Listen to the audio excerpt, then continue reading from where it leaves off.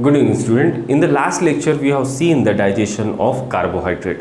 Now, in this lecture, we will focus on the digestion of proteins. Okay, so let's start with our lecture.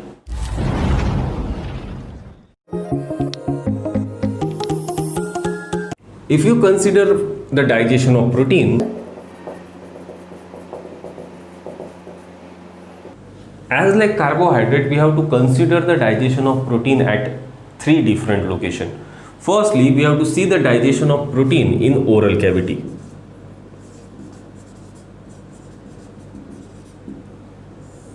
In oral cavity, we are having saliva, and a saliva is not having any protein digestive enzyme. म्हणजे आपल्याला पहिले प्रोटीनचं digestion माउथमध्ये होते का हे बघावं लागेल. तर मग आपण म्हटलं की ओरल कॅव्हिटीमध्ये तर फक्त सलायवा आहे आणि सलायवामध्ये कुठलंच प्रोटीन डायजेस्टिव्ह एन्झाईम नाही आहे. So there will not be any protein digestion which will takes place in oral cavity. So in oral cavity there will be no protein digesting enzyme. So there will be no digestion of protein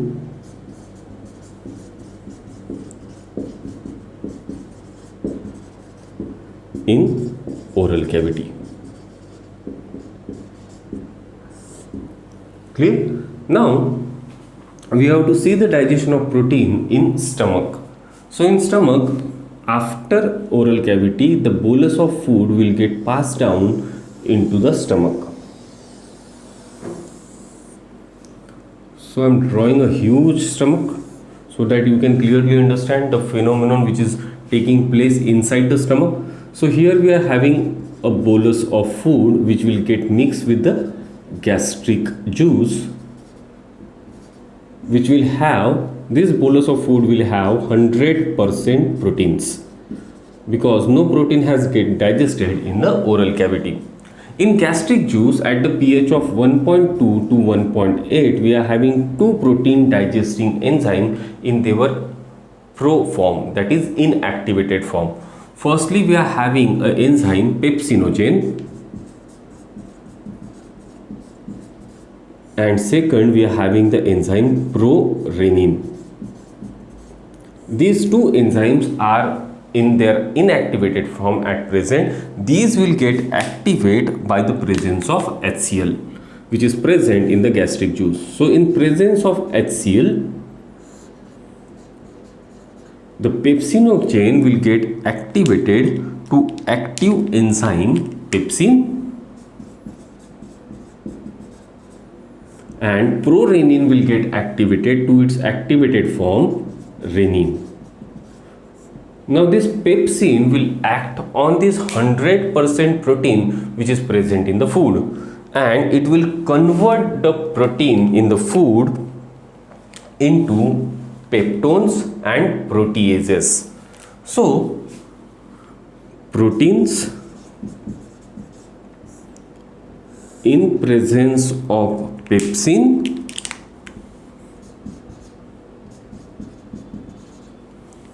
will get converted into peptones and proteases. Okay, as the food will remain in the stomach for only 4 to 5 hours, so maximum amount of proteins will get digested, but some amount of protein will still be there in the stomach. Clear? Now pepsin is a very important enzyme because pepsin will digest the protein in acidic pH at the pH of 1.2 to 1.8. That is the optimum pH for pepsin. Pepsin can digest any type of protein including collagen in the food, but pepsin cannot digest keratin. Do remember the MCQ. Pepsin is able to digest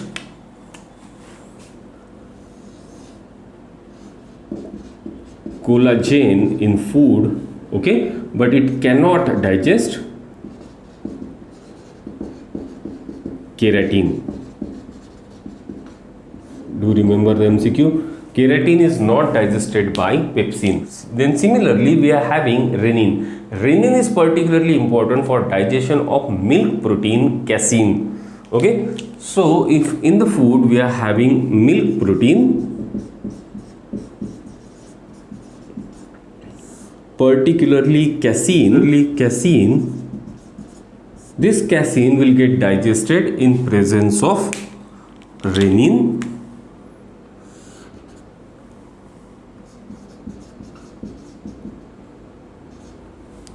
to paracasein.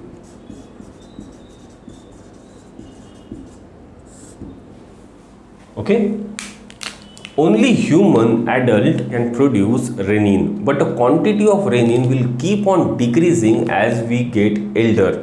Okay, but no other animal is able to produce renin in their adult form. Do remember this point.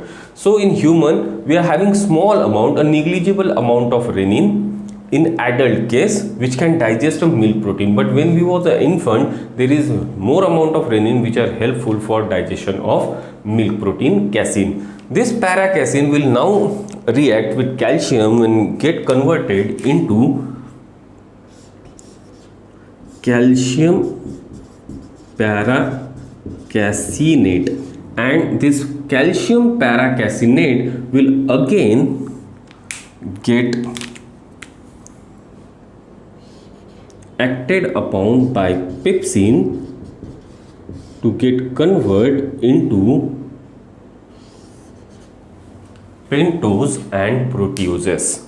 Clear for this thing? So in stomach we are having mainly two enzymes which can digest the protein. One is pepsin, that is the main enzyme, and second is renin, which is only associated with digestion of milk protein casein. Here we have to remember one most important thing. Whenever the MCQ will ask you about milk protein casein, we have to write the answer renin. And if it is not specifying casein, it is only asking about the milk protein, a milk protein is digested by, then in that case you have to write the answer pepsin, because pepsin is ultimate enzyme which will digest the casein digested by renin. Clear? Only casein is digested by renin, rest of the milk protein are digested by pepsin. So do remember this MCQ. These are the most common MCQ in digestion and absorption chapter. So this digestion will continue for 4 to 5 hours, and this acidic chyme with a partially digested protein will pass on to the intestine. So this whole thing, this chyme which is having partially digested protein will remain in the stomach for 4 hours, and then this chyme will pass down to the intestine. Now what happens in intestine? Let's suppose okay, this is our intestine. I am drawing it little bit bigger so that you can understand this thing. Okay, so when the food will come to this intestine, it will have some amount of proteins which is remaining out of the digestion, and plus we are having peptones and proteases. Now for digestion of these peptones and proteases and protein, we are having pancreatic enzymes. Okay, let me change the color so that you can able to understand it. We are having pancreatic enzymes. So which pancreatic enzyme will help you in digestion of protein? So there are pancreatic enzymes which are secreted in their inactive form. Firstly we are having trypsinogen and chymotrypsinogen. So these are the two protein digesting enzymes which are secreted in their proform, inactive form by pancreas. Okay, these enzymes are responsible for protein digestion in basic pH. These two enzymes are digesting the protein in acidic pH. These enzymes are responsible for protein digestion in basic pH, because in intestine the pH of intestinal juice is actually 8.7 to 8.8 due to presence of bile. Firstly we have to activate this enzyme, and for activation we required enterokinase. Enterokinase is an enzyme secreted by intestinal cells, and they will activate the trypsinogen into its active form, that is trypsin. And once the trypsin will get activated, it will activate chymotrypsinogen into chymotrypsin. So now we are having a activated protein digesting enzyme with the help of enterokinase. Now these trypsins and chymotrypsins will act on these remaining proteins which are coming out of the stomach, and they will convert this protein into again proteases and peptones. Clear for this thing? So now we are having 100% protein which get digested up to the level of proteases and peptones. Now there is another enzyme which will act on these peptones and proteases.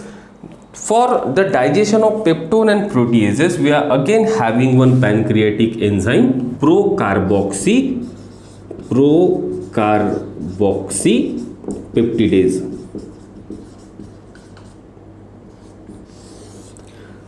This procarboxypeptidase will get activated in presence of trypsin 2-carboxypeptidase. Plus we are having another enzyme from intestinal juice. In the same category, we are having intestinal peptidaminase. We are having intestinal aminase. These two enzymes, carboxypeptidase and intestinal amylase, they are actually a exoaminase. They will remove the terminal carboxy group of protein chain. So they will break these proteases and peptones into the group of 2,2 amino acid which are called as dipeptides. Okay, so in presence of number 1 carboxypeptidase and intestinal aminase, the peptones and proteases are broken down into dipeptides. Still the protein digestion is not completed. Now we have to break down the dipeptide at the level of amino acid, and for breaking the dipeptides we are having in intestinal juice dipeptidase enzyme. So a dipeptides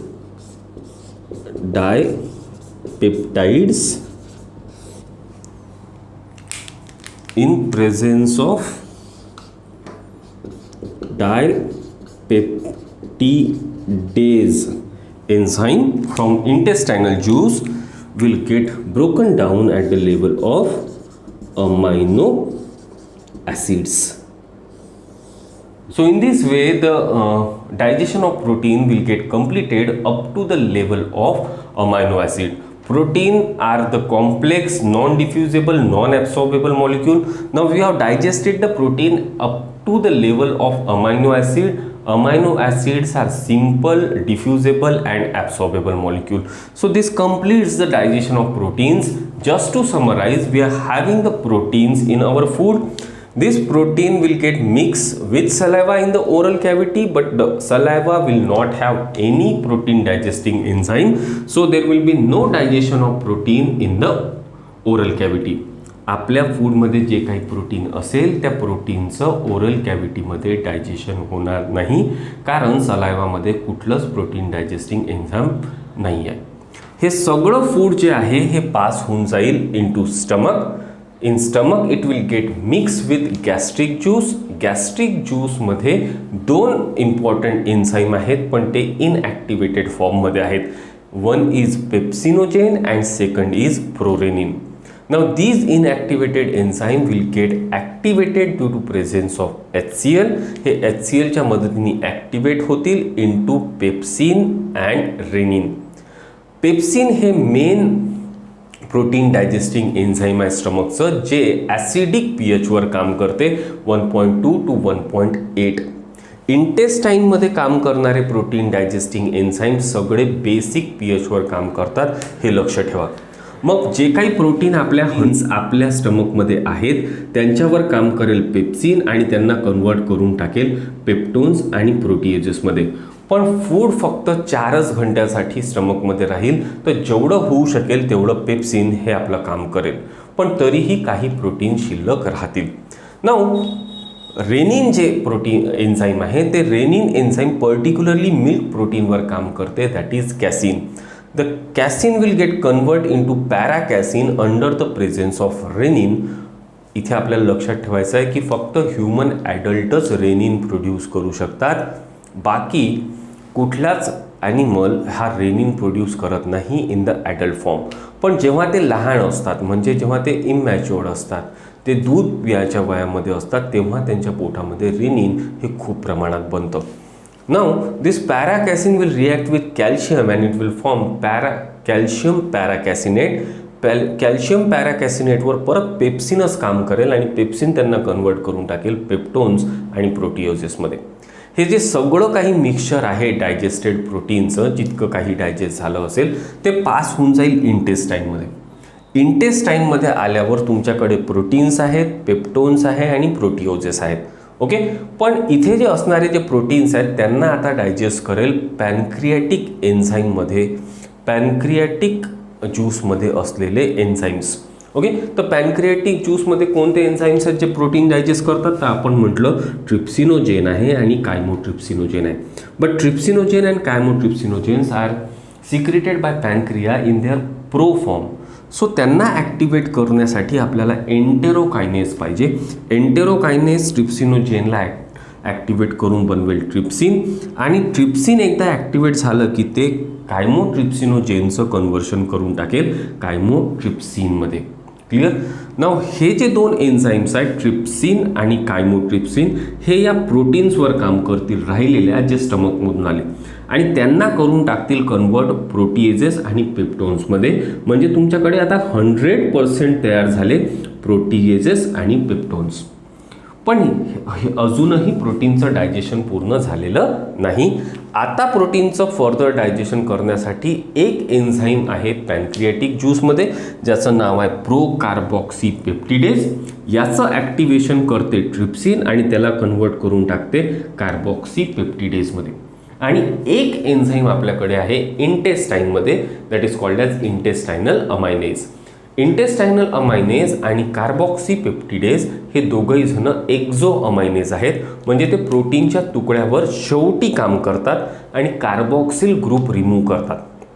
त्याच्यामुळे प्रोटीनचे छोटे छोटे तुकडे होतात, 2-2चा group बनते, आणि हा जो 2-2चा ग्रुप आहे यांना आपण म्हटलं डायपेप्टाइड्स. डायपेप्टाइड्स पण ॲब्सॉर्ब होऊ नाही शकत, म्हणून आपल्याला डायपेप्टाइडला तोडून एक एक अमायनो ॲसिड सेपरेट करावं लागते. आणि ते करण्यासाठी इंटेस्टायनल ज्यूसमध्ये डायपेप्टिडेज नावाचं एन्झाईम आहे, ते डायपेप्टाइडवर काम करते. डायपेप्टिडेज डायपेप्टाइडवर काम करते, म्हणजे अमायनो ॲसिडचा जो 2चा ग्रुप आहे, ओके, तर या ग्रुपवर काम करून हा बॉन्ड पण तोडून टाकते आणि सेपरेट तुम्हाला भेटून जाते अमायनो ॲसिड. अशा प्रकारे प्रोटीनचं पूर्ण डायजेशन कंप्लीट होते up to the level of amino acid. So this completes your digestion of protein. Now in the next video we'll see the digestion of fat and nucleic acid. Thank you.